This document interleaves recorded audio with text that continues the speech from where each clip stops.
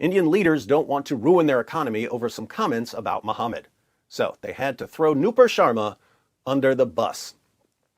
The BJP can't defend Nupur Sharma. But I can. And you can.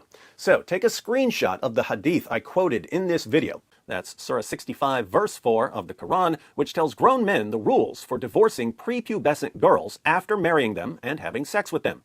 So, allowing grown men to marry girls who are too young to have a monthly course, a monthly menstrual cycle, is halal, because the Quran allows it. And the iddah, the waiting period for a divorce, for the girl before puberty, notice this is clearly referring to prepubescent girls, is 3 months in the above verse.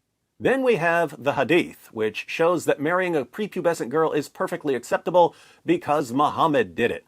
Narrated Aisha that the Prophet wrote the marriage contract with her when she was 6 years old, and he consummated his marriage when she was 9 years old, and then she remained with him for 9 years, i.e. till his death.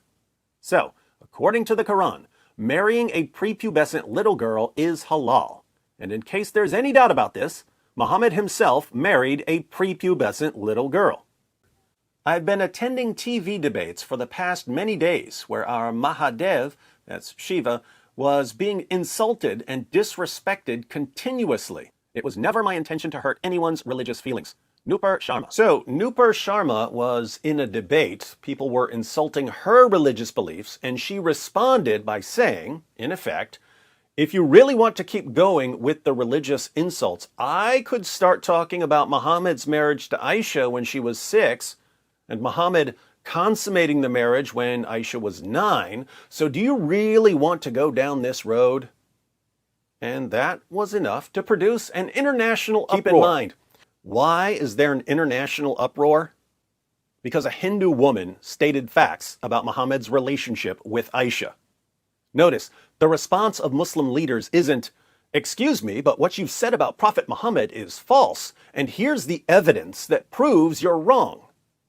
The response of Muslim leaders is, we know that what you're saying is true, but you're not allowed to say it. Because you're a Hindu and we're Muslims, and we're not going to allow a Hindu to criticize our prophet. What she said was absolutely correct. And no amount of whining, no amount of intimidation, no amount of mob violence is going to keep us from telling the truth about the most obvious false prophet in history.